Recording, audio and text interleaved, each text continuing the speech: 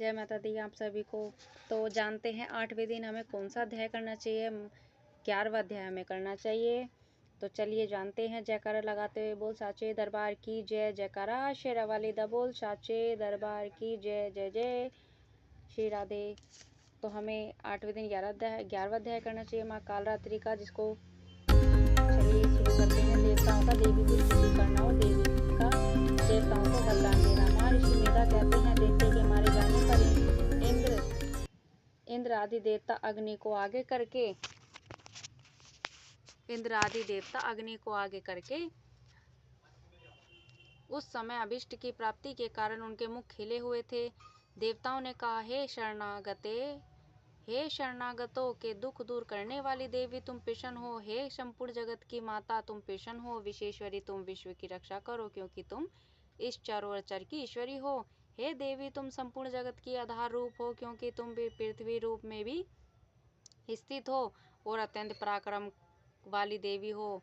तुम विष्णु की शक्ति हो और विश्व की बीज परम माया हो, और तुमने ही इस संपूर्ण जगत को मोहित कर रखा है। तुम्हारे प्रसन्न होने पर ही यह पृथ्वी मोक्ष को प्राप्त होती है। हे देवी संपूर्ण विधाएं तुम्हारे ही भिन्न भिन्न स्वरूप हैं। इस जगत में जितनी स्त्रियां हैं वह सब तुम्हारी ही मूर्तियां हैं। एकमात्र तुमने ही इस जगत को व्याप्त कर रखा है। तुम्हारी मूर्ति किस प्रकार होकर हो सकती है, क्योंकि तुम परम बुद्धि रूप हो और संपूर्ण प्राणी रूप स्वर्ग और मुक्ति देने वाली हो। अतः इसी रूप में तुम्हारी स्तुति की गई है। तुम्हारी स्तुति के लिए इससे बढ़कर और क्या युक्तियां हो सकती हैं। संपूर्ण जनों के हृदय में बुद्धि रूप होकर निवास करने वाली स्वर्ग तथा मोक्ष प्रदान करने वाली हे नारायण देवी तुमको नमस्कार है। कालाष्टका आदि रूप से अवस्थाओं को परिवर्तन की और ले जाने वाली तथा प्राणियों का अंत करने वाली नारायणी तुमको नमस्कार है। हे नारायणी संपूर्ण मंगलों को मंगल रूप वाली हे शिवे हे संपूर्ण प्रयोजनों को सिद्ध करने वाली हे शरणागत वत्सला 3 नेत्रों वाली गौरी तुमको नमस्कार है। सृष्टि स्थित तथा संहार की शक्ति भूता सनातनी देवी गुणों का आधार तथा सर्व सुखमयी नारायणी तुमको नमस्कार है। हे शरण में आए हुए शरणागतों 3 दुखियों की रक्षा में तत्पर संपूर्ण पीड़ाओं को हरने वाली हे नारायणी तुमको नमस्कार है। हे नारायणी तुम ब्रह्माणी का रूप धारण करके हंसों से जुटे हुए विमान पर बैठती हो। तो जानते हैं 8वें दिन हमें कौन सा अध्याय करना चाहिए। जल छिड़कती रहती हो। 11वां अध्याय हमें करना तुम्हें चाहिए। नमस्कार है। महेश्वरी रूप से त्रिशूल चंद्रमा और सर्पों को धारण करने वाली हे महावृषभ वाहन वाली नारायणी तुम्हें नमस्कार है। मोरों तथा कुटुकों से घिरी रहने वाली महाशक्ति को धारण करने वाली हे कौमारी रूप धारिणी निष्पाप नारायणी तुम्हें नमस्कार है। हे शंख चक्र गदा और शरण देवताओं को वरदान देना। माँ ऋषि मेधा कहते हैं दैत्य के मारे जाने पर करने वाली वैष्णवी शक्ति रूप नारायणी तुम हम सब पर प्रसन्न हो। तुम्हें नमस्कार है। हे दंतों पर पृथ्वी अग्नि को धारण करने वाली वारा रूपणी कल्याणमयी नारायणी तुम्हें नमस्कार है। हे उग्र नरसिंह रूप से दैत्यों को मारने वाली त्रिभुवन की रक्षा में संलग्न रहने वाली नारायणी तुम्हें नमस्कार है। हे मस्तक पर किरीट और हाथ में महाव्रज धारण करने वाली सहस्त्र नेत्रों के कारण उज्ज्वल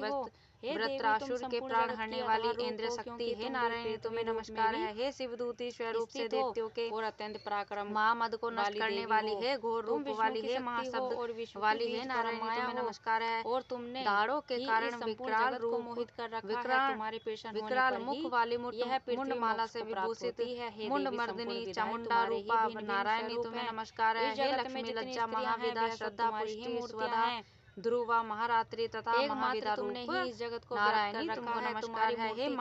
हे मेधा सरस्वती सर्वोत्कृष्ट ऐश्वर्य हो सकती है, रूपणी क्योंकि पर्वती परम बुद्धि रूप हो और संपूर्ण प्राणी रूप स्वर्ग महाकाली नेता तथा इंद्र रूपणी नारायणी तुम्हें नमस्कार है। हे सर्वेश्वरी सर्वशक्तिका युक्त देवी हमारी भय से रक्षा करो तुम्हें नमस्कार है। हे कात्यायनी तीनों नेत्रों से में बुद्धि भूषित यह तेरा वाली स्वर्ग सौम्य मोक्ष प्रदान करने वाली हे नारायण देवी तुमको हमारी रक्षा करो तुम्हें नमस्कार है। हे भद्रकाली ज्वालाओं के समान भयंकर परिवर्तन की एवं और ले जाने वाली नष्ट करने वाला तुम्हारा त्रिशूल हमें भयों से नमस्कार है। हे नारायणी तुमको नमस्कार है। हे देवी जो अपने मंगलों को मंगल रूप वाली पूरित करके शिवे दैत्यों के तेज को नष्ट करता है, वह आपका घंटा इस प्रकार हमारी रक्षा करे जैसे कि माता अपने पुत्रों करने वाली है रक्षा करती है।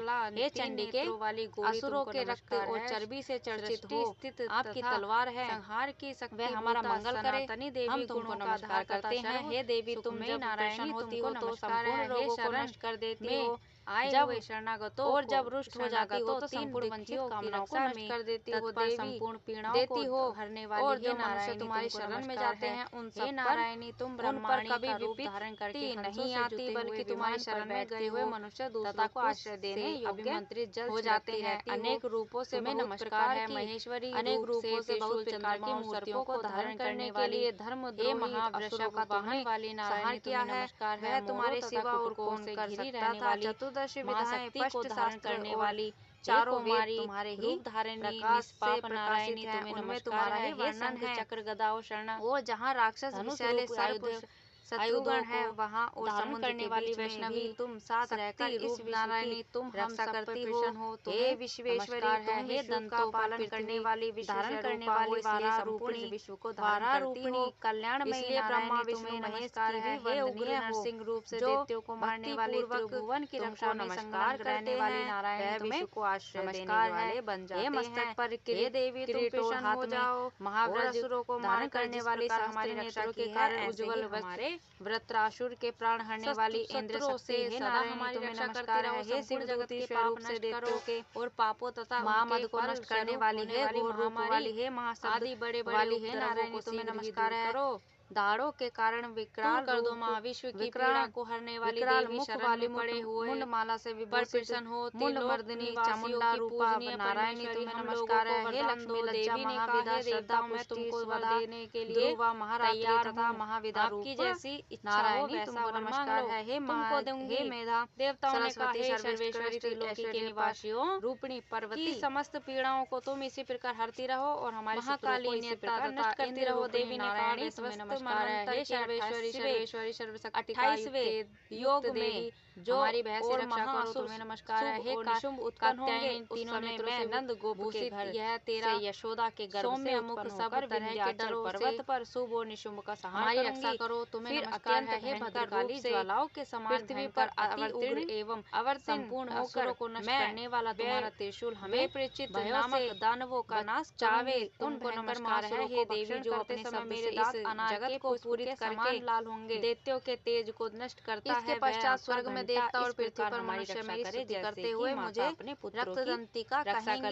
फिर जब 100 वर्षों तक वर्षा असुरों के रक्त और चर्बी से चर्चित हो आपकी तलवार करने पर वह हमारा मंगल करे। निज हम तुमको नमस्कार करते हैं। हे देवी तुम और उनके 100 नेत्रों से ऋषियों की ओर देखूंगी अतः मनुष्य शताक्षी नाम से मेरा कीर्तन करेंगे। हो तो संपूर्ण उसी समय मैं अपने शरीर से उत्पन्न हुए प्राणों की रक्षा करने वाले तुम्हारी शरण में जाते हैं उन पर कभी रक्षा करने वाले नहीं आती द्वारा सब प्राणियों का पालन करूंगी और तब इस पृथ्वी पर योग्य शाकंभरी हो जाते हैं। अनेक नाम से विख्यात होंगी और इसी अवतार में मैं दुर्गा नामक प्रकार की मूर्तियों को धारण करने के लिए और इससे मैं दुर्गा देवी के नाम से प्रसिद्ध होंगी। संहार किया है। इसके पश्चात जब मैं भयानक रूप धारण करके हिमालय निवासी ऋषियों की रक्षा करूंगी तब भीमा देवी के नाम से ही प्रकाश से प्रकाशित हैं उनमें तुम्हारा ही मेरी ख्याति होगी। और जब मेरी अरुण नामक शैले तीनों लोगों को पीड़ित करेगा वहाँ तब मैं असंख्य तुम साथ रहकर इस विश्व भ्रमरों का रूप धारण करके उस महादेवेश्वर का वध करूंगी। तब स्वर्ग में देवता और मृत्यु लोक में मनुष्य मेरे करती हो। इसलिए ब्रह्मा विष्णु महेश की करते हुए मुझे जो ब्रह्मरी भक्ति पूर्वक राम से पुकारेंगे। इस प्रकार जब जब पृथ्वी राक्षसों से पीड़ित होगी तब तब मैं अवतरित होकर हे देवी शत्रुओं का नाश करूंगी और असुरों को मारकर जिस प्रकार हमारी रक्षा की है ऐसे ही विश्राम होता है। अब आगे हम कल पढ़ेंगे। शत्रुओं से सदा हमारी रक्षा करती रहो, संपूर्ण जगत के पाप नष्ट करो और पापों तथा उनके फल स्वरूप होने वाली महामारी आदि बड़े बड़े उपद्रवों को शीघ्र ही दूर करो। आप सभी को दूर कर दो।